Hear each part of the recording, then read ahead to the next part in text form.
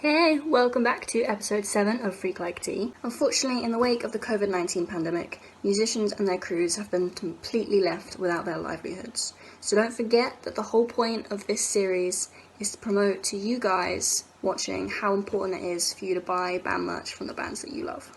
This week's interview was with frontman and guitarist Billy Taylor of the band Deever. That's D-E-E-V-E-R, not Deever as in drama queen. Their debut album is titled You Need This, and trust me, you do need it. Their latest single is a cover of the Beatles' Eleanor Rigby, and it's quite a lot heavier than the original, so even if you don't like the Beatles, like I don't, you will probably at least like this cover. So don't forget to check that out after this.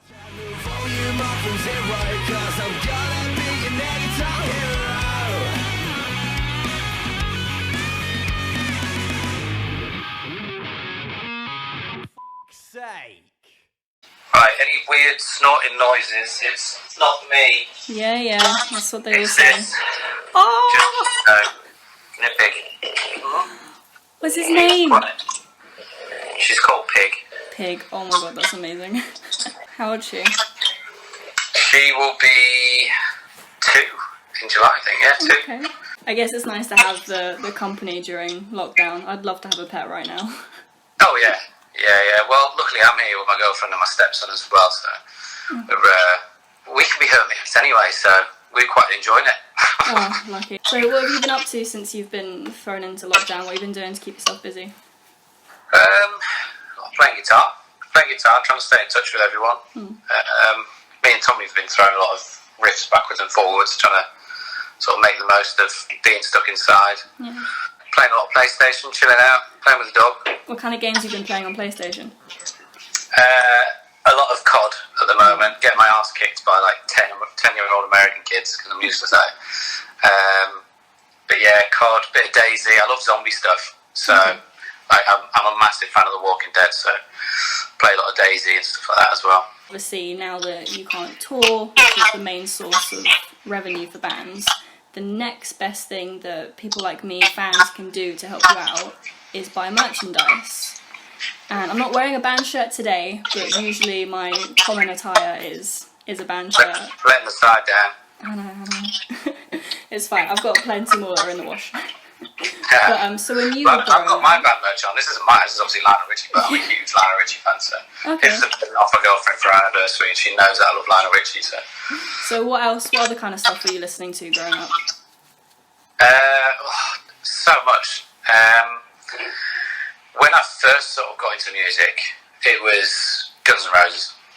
Guns N' Roses was the reason that I remember I was watching Paradise City. I saw the music video for Paradise City, and I was like, that's what I want to do, that. Yeah. So then obviously I got into Guns N' Roses and AC/DC and Black Sabbath and all sort of the generic kind of school of rock, if you like, going all the way through. But then I think I must have been about 11 or 12 when I saw that Guns N' Roses video, and then I kind of went down the punk, ska, rock route. So I think my first gig was went to see a ska band called Jesse James, and then it was like Real Big Fish and Goldfinger. I'm a massive Goldfinger fan. Dropkick Murphys, like all stuff like that. And then it's just gone everywhere. Like one of my favourite bands is Toto. I love Lionel Richie. I like Billy Joel. I listen to everything. Quite eclectic then. Oh yeah. My iTunes when it goes on shuffle is very confusing. I can imagine. It will literally go from like Parkway Drive to Slipknot to Billy Joel. So most people can't keep up with it. Yeah. When you were growing up and you were getting into sort of rock and punk and ska, were you wearing any merchandise at all? Were you a big merch kid? Yeah, I mean, when I could, because I was only young, so I didn't have any money. It was like Christmas, I'd try and get band t-shirts. So I remember I had a Goldfinger band t-shirt that I used to wear all the time. I'm pretty sure I had a Slipknot hoodie as well. Hoodies were massive. Hoodies were a big thing, because we were all skaters as well. So it was like big baggy hoodies, big baggy jeans, everybody's wearing DCs and etnies and stuff. So I remember having like a Slipknot hoodie. And I think the hoodie that I always wanted was the Blink-182. It was just black, and it was the take off your pants and jacket one. Yeah. I never got it, but I was always jealous when I saw people wearing that one, so I remember that. I'm sure you can still get it somewhere. Yeah, a bit late now, but yeah, maybe I should. So obviously I've had a look at your own merch as well. Quite a lot of your brand is encompassing the Leviathan cross. Yeah. Which is pretty cool, like that. Yeah, well done for spotting that and knowing what it is. We've had a few messages actually. People going, that new logo, like I've seen it, something like it somewhere, but what is it? Somebody messaged the other day, the Facebook page, and they were like, oh, I've seen that logo on a book somewhere, and they sent me a picture of the book, and it was the Leviathan cross. So they were asking like where it came from. And the thing is, like, I love all sorts of like satanic looking stuff. I just think it's really cool. I'm really fascinated by it. God, look at this tattoo. Oh yeah, that's cool. That was my first ever tattoo. Yeah, see, I was gonna get on my hand. I've got a skull, and it's. I mean, all my tattoos blend into one, but there's like a sword coming down off the snake, and the skull I was gonna have like the satanic cross kind of pentagram scrolled into its head, but I thought maybe go a little bit light with that. So it's the peace symbol instead on that one. But you know, my girlfriend's got a pentagram on her palm, so she's a bit more badass than I am. Yeah, I've only got half my sleeves done at the moment. I do have plans to go all the way down with other stuff. Yeah, it always starts with one little tattoo and then it's everywhere. But I mean, like, I've had my sleeves planned ever since I was like 12, maybe. So, but yeah, so the Leviathan cross, obviously, like, your music doesn't sound satanic, so why have you specifically chosen that as your imagery? I mean, like I said, I'm fascinated with a lot of satanic stuff. I'm not a religious person or anything like that, but I really liked the Leviathan cross and how it looked and things like that. And the more I looked into what it was, I thought it was just, you know, there's a stamp, there's a shape, it means something, but it's made up of two different parts, and it's the upside down cross is part of it, and then it's got the sort of infinity sign underneath, and that's the bit that really caught me. I thought that's actually a really cool kind of, if I can somehow change the upside down cross part of it, and luckily our logo, the double E, is already half of that. I thought that was pretty cool. Yeah, not it wasn't supposed to be. It's not like I went, oh, let's do an upside down cross, we all worship Satan, let's do that. But it just fit really nicely on it. So I did like a crap job on Photoshop, and I sent it to my friend George, who's a graphic designer, and he went, okay, I'll do it all properly for you. And it just looks really cool. Like, for me, I like stuff that looks good on its own, whether you know what it is or not. And I think with that logo, even if it meant nothing, I'd go, oh, that looks pretty cool. It's just Deever, infinity, forever, basically. That's pretty cool. I really want the hat. A hat? Yeah, I want the hat. But I'll get you something sorted. Oh, thank you. I don't know if a snapback would suit me. I've got a really weirdly small head. Yeah. Like, I graduated uni earlier this year, and even the smallest cap size they still had to clip it in because it was... Just elastic bands around here. Yeah, basically. Especially, your previous band was Inglorious, and you were the guitar player on that. And obviously now you're singing. So what sort of vocal influences have you had for your kind of stuff? Because the start of your album gave me kind of a Muse feel, and then later on more pop punk. So what kind of vocal influences have you had since becoming a frontman? I mean, I suppose I've always sung. Like, before I was in that last band, I've had all my own bands, and I was the frontman. I was the singer for a lot of them. I don't think I necessarily ever took. There's people that I listen to and I go, oh fuck, it'd be great to sound like them. It might be an obvious one, but All the Bridge is one of my favourite bands. So like, Miles Kennedy is an insane singer. Not that I've ever listened to him and gone, how do I sing like that? I want to sing like that, because I couldn't, and I don't want to. But I've always gravitated towards singers who have a uniqueness to their voice. People like Miles, not necessarily trying to copy them. Like Paul Rodgers, if you're going down like the classic route. As much as I love Guns N' Roses, Axl's voice can grate on me after 2 albums, you know. Blasphemy. just being. I mean, Appetite's one of the greatest albums ever. There's no arguments with that. But yeah, I think as well. Like I really like people with a graveliness and a huskiness to their voice. Like Chris Daughtry was somebody who I used to listen to a lot, and a lot of the Daughtry stuff. And you know, people like, I suppose at the moment I'm listening to a lot of heavier stuff. My taste has got a lot heavier, but my issue is I really like super heavy music. Yeah. But I like almost pop choruses. Yeah. And particularly at the moment with stuff that we're writing and I'm writing, and riff-wise, it's heavy. It's really heavy. You know, the last band I was in was classic rock. There's no arguments with that. The stuff that we're doing, like you said, there's a few musy kind of elements to it on the first album, and that's probably because I was listening to a lot of music at the time. You know, I'm a big Shinedown fan, a big Aldridge fan, Breaking Benjamin, all that stuff. But I've been listening to so much like Beartooth and Parkway Drive and Slipknot's new record, and Corey Taylor's voice to me is just insane. Yeah, how he does what he does in every technical element as a singer is insane. He is so good at what he does. You know, a lot of people will switch off when they hear the sheer aggression in somebody's voice if they're screaming in it or growling or whatever. Yeah. But it takes a lot of technique to be able to do that.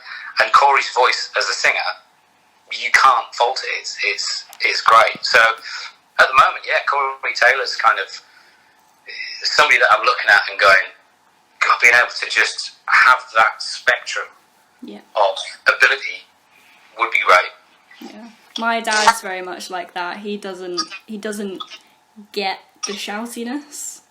Yeah. And for a while I was like that, because I'm basically just a small female version of my dad. Yeah. But it wasn't until I did music journalism at uni that I realised that just because you don't like something doesn't mean you can't understand it. Yeah, it's very easy to not like something if you don't understand it. And sometimes if you take the time to try and understand it, you then end up liking it more. Like, when I was younger, I was well into like ska punk and classic rock, and you know, I was probably guilty of going, oh, not listening to that, it's screamo crap. And now I'm like, yeah, that's sick. That's impressive. So, it is impressive, and you know, there's lots of elements you can pick out, even if you don't like shouting or screaming in a song, in quotation marks. Listen to the music.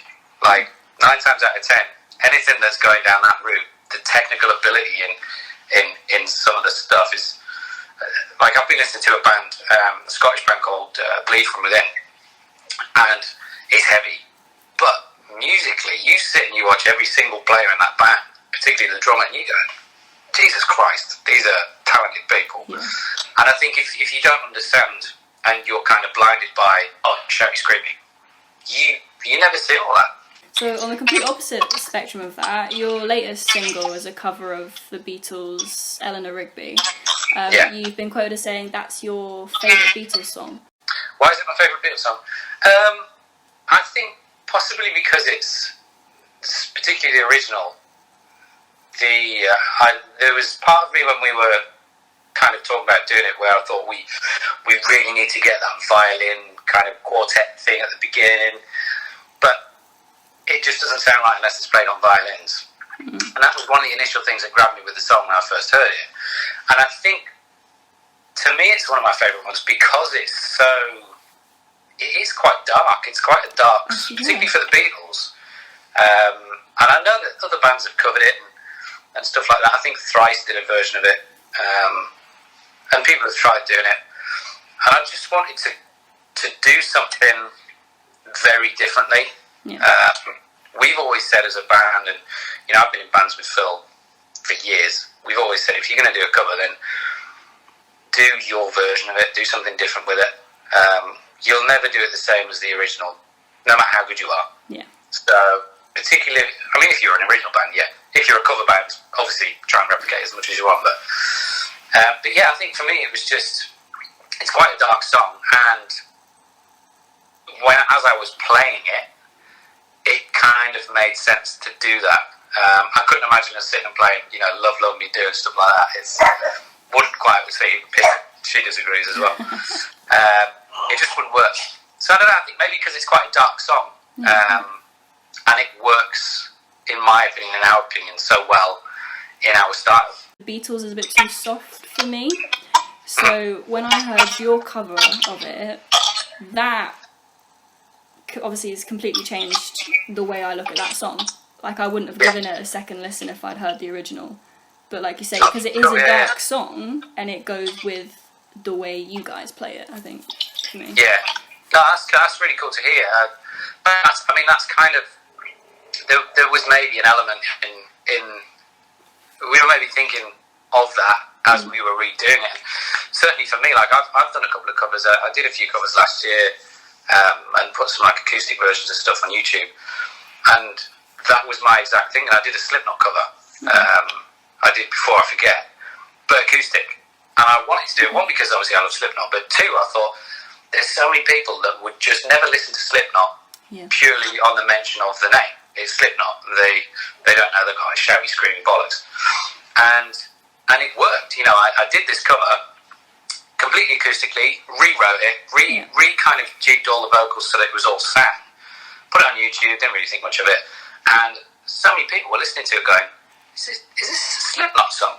You know, yeah, it is. And they're going, do you know what, I would never ever listen to Slipknot, but that, you can now appreciate the song. You know, if you can appreciate the lyrics of the song, even if you don't like the tune.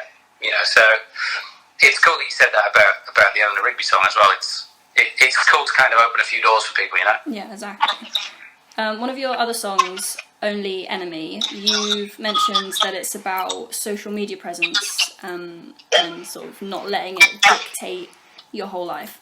But obviously now that everyone's in lockdown, this is all we've got now at the moment for communication. Yeah. So how do you think this is playing its part during lockdown for music?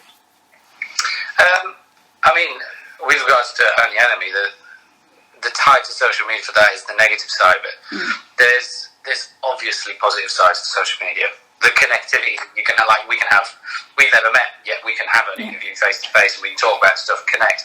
Social media is great for that.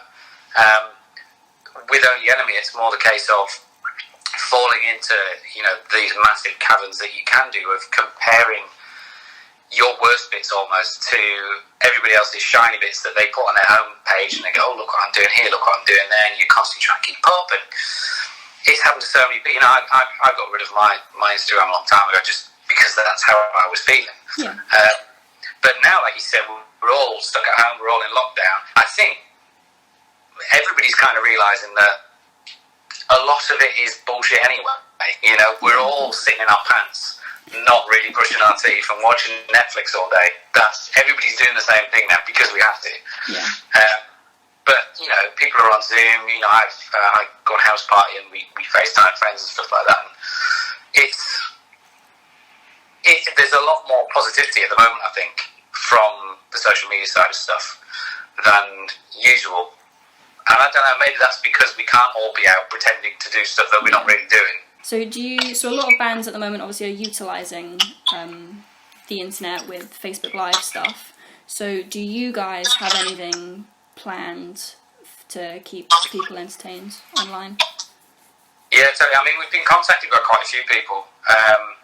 Everybody's doing Facebook Live. Yeah. Everyone. Every time I go on Instagram, there's 3 or 4 people on the band account that are just doing live things. So it's great. It's cool, and I think it was a unique way of kind of, you know, getting stuff out there. However, it is extremely saturated at the moment of everybody going live. So you've got to pick your man, you've got to pick your time, you've got to have something that isn't just you sitting there going, I'll just wait for a few more people to come on. Yeah. How is everybody? You know, you don't want the awkward signs. But we have been contacted by quite a few people, a couple of pages and companies who want us to do that kind of through their page. So yeah, we're thinking about it. We certainly will. I mean, there's no reason why we shouldn't. But for us, we're using the internet at the moment and the time that we've got to write ideas, get stuff down. We want to get new stuff out. And while we're all kind of stuck, not being able to physically go places and be distracted, if you like, we just want to write. We want to get new stuff ready to go so that when we can eventually get back out, there's stuff there, you know? Yeah, of course. and then you can go on tour with it, and it'll be great. Exactly, yeah. I mean, like we said, we had, like everybody else, we've had gigs, and we had a whole tour cancelled in May with Rocket Dolls, which is a shame, but everybody's in the same boat. You know, all of my mates are creative people, whether they're in bands or whether they're, you know, lighting engineers, front of house, sound engineers. Everybody's had their work just gone. So we're all in the same boat. You know, I think there's a mass kind of understanding at the moment between a lot of us, which is nice. Yeah, of course. Something I have been talking to musicians about is obviously the whole idea of, like you say, like Facebook Live at the moment is now saturated because there's so much content now. And for me, not a lot of people my age will buy physical CDs anymore.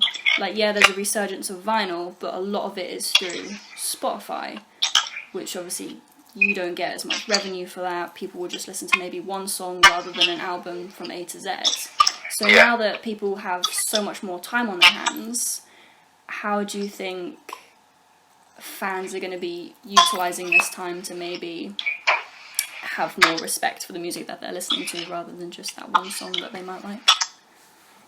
I mean, it would be great if people, because I mean, I'm guilty of it as well. I'll go on Apple Music or Spotify, and I'll just listen to one song that I really want to listen to, and then I'll move on to something else.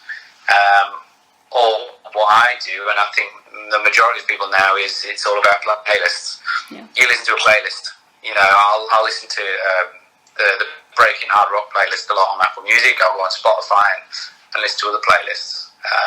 That's what everybody does, and there's nothing wrong with that. You know, there's a lot of music that you're probably going to like compiled in one place from lots of different people. But it would be cool if I think generally people who aren't musicians or people who haven't made records themselves don't understand as much what goes into making an album.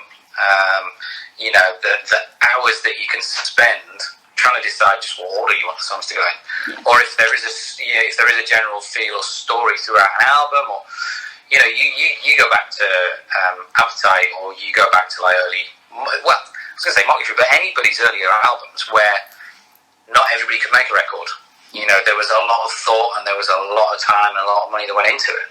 And you could only buy the album, therefore I still remember going and buying a CD because I wanted one song on it. You don't have to do that anymore, you just get it on iTunes or whatever. So it would be cool if people could maybe sit down and listen to stuff as the artist intended in terms of the whole album. Yeah. But to be honest, I don't see that happening just because everything's obtainable like that now, and it's not anybody's fault, it's just the way it is. Yeah, you know, I'm happy with it too. I've got one of my mates from my old job. So I'm 22, she's 16. She just works as a Saturday girl, and I got her into rock and metal, and she's just like this mini version of me now. Like, she's been listening to albums from start to finish, and she's been picking up these little nuances in songs, and I'm like, there is hope yet. You feel like a proud mom. Yeah, I do. Like, yes, so, last question. Are there any new up-and-coming bands that you've been listening to that you think other people should go and check out? Oh, God. Me and Tommy went and checked out a band called Palmist just before lockdown. Okay. Those guys are really cool. I personally, they're not necessarily new, but they've been newish for me, I've been listening to so much Beartooth. Like, me and my girlfriend just love putting it on and cranking it. They're so good. Yeah, I'm currently isolating with my uncles in the countryside, and I've recently just gotten them into Steel Panther. Steel Panther? Yeah, we had a very interesting night the other night when I was playing them all the music videos. Yeah, I mean, I could go on for days about that. Those are some of the nicest guys that I've ever met. You know, I spent quite a bit of time on the road with them, and every time they come over, I see them. I took Tommy a few months ago to go and meet them, and it's funny listening to their stuff, because I was a fan of them in college.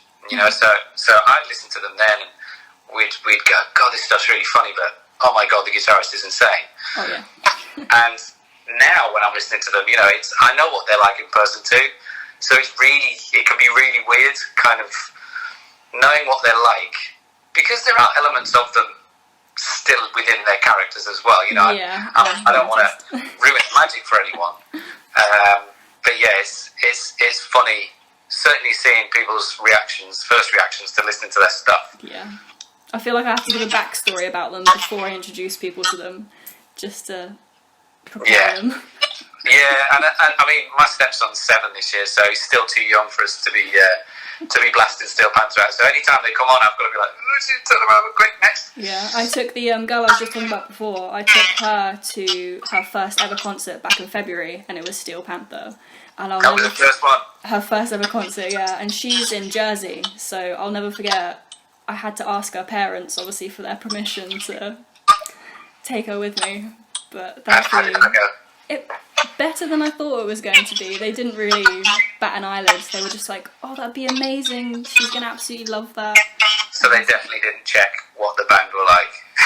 They did, right? Oh my god, she nearly had a heart attack. Thankfully, they chose a live video to watch instead of a music video, because the first music video that comes up on YouTube is Glory Hole. Yeah. But obviously the song they open with is Eyes of a Panther, so they chose a live show. Yeah, that's one of the more tame ones, I think, isn't it? Yeah, so exactly. They didn't get further through that, so thankfully we were safe. Oh man, that's a pretty cool first gig. I remember my first gig, like I said, was some ska punk band called Jesse James. I think it was at Newcastle University, but not even in like a big room. It was almost like a bar. Yeah, my first gig was Bon Jovi when I was 9. I think it was Bon Jovi? Yeah. I think That's pretty good. I'll tell you what, actually, I think technically my first gig, I didn't know anything about music at the time, so I was like 8, but I accidentally saw Def Leppard. How do you accidentally see Def Leppard? I was on holiday, I think. My dad didn't know this till I was like way older. My dad told me, he was like, oh yeah, we saw Def Leppard. They were playing in some big kind of open park in Texas when we were on holiday. So technically that might have been my first, but I didn't have a clue what was going on. Yeah, I've got the same, like, yeah, I saw Bon Jovi, but I saw Iron Maiden when I was 11 with my dad. Yeah, that's pretty good. That's pretty good. I remember that. One of my big influences. I think that was when my dad played me Number of the Beast, the record. That was when I was like, oh shit, my dad actually likes cool music. Yeah, I remember, so my parents have been married and divorced twice, and now they're both with different people. But the second time they got back together, my dad moved all of his stuff in. I'll never forget, just the image of Eddie used to terrify the shit out of me. Until I went on the computer one day and put the headphones in, and the Live at Donington CD was playing. And the first Iron Maiden song I ever heard was Bring Your Daughter to the Slaughter. Right, yeah, And I remember thinking, oh, this is actually really cool. And then I took it out the disc drive and saw the front of it, and I was like, oh shit, I actually really like this. It's that moment where you kind of switch and you're in this little battle of parents aren't supposed to be cool, but that was actually quite cool. I don't know how to compute this. Yeah, exactly. Anyway, it was absolutely lovely talking to you. Thank you for doing this with me. I appreciate it. Thank you for checking in. It's really cool, and I'll try and sort you a hat out or something. I would love I'll see if we can get a really tiny one made. Yeah, please. Honestly, I've got such a tiny head.